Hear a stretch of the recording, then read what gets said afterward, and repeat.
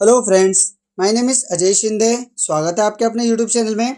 मध्य प्रदेश अतिथि शिक्षक भर्ती 2024 के रिगार्डिंग लेटेस्ट अपडेट सामने निकल कर आई है, जिसमें आज आपको बताएंगे कि डीपीएस से एक बड़ी जानकारी सामने निकल कर आ रही है कि अतिथि शिक्षक भर्ती को लेकर एक नया आदेश यहाँ पे जारी कर दिया गया है। उस नए आदेश में क्या लिखा गया है, तो पूरी जानकारी आपको इस वीडियो में मिलने वाली है। वीडियो में अंत तक बने रहिएगा फ्रेंड।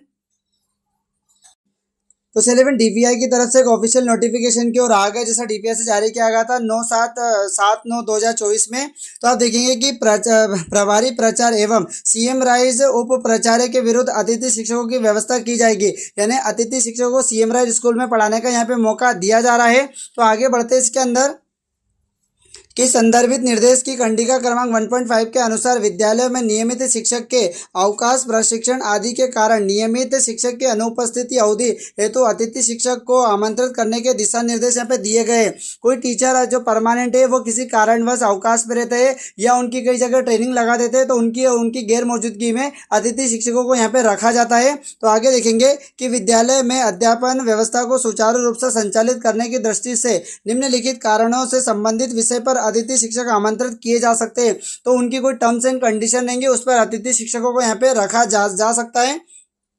तो आगे देखेंगे कि हाई सेकेंडरी विद्यालयों में प्रभार संभाल रहे व्याख्याता उच्च माध्यमिक शिक्षक के विषय पर अतिथि शिक्षकों की व्यवस्था की जाएगी। यानी कि यहाँ पर वर्ग 1 के शिक्षकों को रखने की यहाँ पे बात चल रही है। वही सेकेंड पॉइंट देखेंगे कि शाला एक परिसर एक शाला हाई स्कूल पहली से 10वीं और छठी से 10वीं तक में प्रभार संभाल रहे उच्च माध्यमिक शिक्षक, उच्च श्रेणी शिक्षक, माध्यमिक शिक्षक के विषय पर अतिथि शिक्षकों की व्यवस्था की जाएगी। यानी यहाँ पर वर्ग 2 शिक्षकों के रखने की यहाँ पे बात चल रही है। वही थर्ड पॉइंट आप देखेंगे कि सीएम राइज विद्यालयों में उप प्राचार्य का पद संभाल रहे व्याख्याता उच्च माध्यमिक शिक्षक के विषय पर अतिथि शिक्षकों की रखने की यहाँ पे व्यवस्था चल रही है। यानी कि यहाँ पर जो उप प्राचार्य है यानी कि वाइस प्रिंसिपल है, वो उनका यहाँ पे किसी कारणवश उन्होंने ज्वाइनिंग यहाँ पे नहीं कर पाए, यानी उनकी तबीयत खराब हो गई है, किसी कारणवश वो अवकाश पे है, तो उनकी जगह पे अतिथि शिक्षक को यहाँ पे रखा जाएगा। इसका मतलब ये नहीं है कि आपको यहाँ पे उप प्राचार्य का पद दिया जाएगा, आपको टीचिंग वाला ही पद दिया जाएगा। उनकी गैर मौजूदगी में आपको वहाँ पे कौन सा सब्जेक्ट, जिस सब्जेक्ट में आपको रखा जाएगा वो सब्जेक्ट आपको यहाँ पे पढ़ाना पड़ेगा।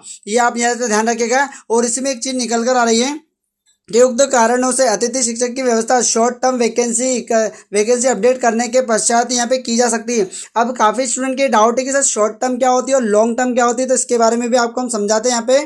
तो आप इसके अंदर देखेंगे कि जो लॉन्ग टर्म जो वैकेंसी होती है, जैसे कि जिसकी 12 तारीख यहाँ पे लास्ट डेट यहाँ पे रखी गई है, जिनका पूरा साल भर तक का रहता है, जब तक कोई परमानेंट टीचर यहाँ पे नहीं आते, तो वो वैकेंसी होती है लॉन्ग टर्म वैकेंसी होती है, जिसमें आपको पहले से लगा के आखिरी तक आपको यहाँ पे ज्वाइनिंग दी जाती है और आपको वहाँ पे पढ़ाना पड़ता है। शॉर्ट टर्म वैकेंसी होती है कि कोई परमानेंट टीचर है जो किसी कारणवश अवकाश या प्रशिक्षण या ट्रेनिंग की अनुपस्थिति में यहाँ पे रहते हैं, तो उनकी जगह पे अतिथि शिक्षक को जो रखा जाता है, तो वो शॉर्ट टर्म की गिनती में आता है।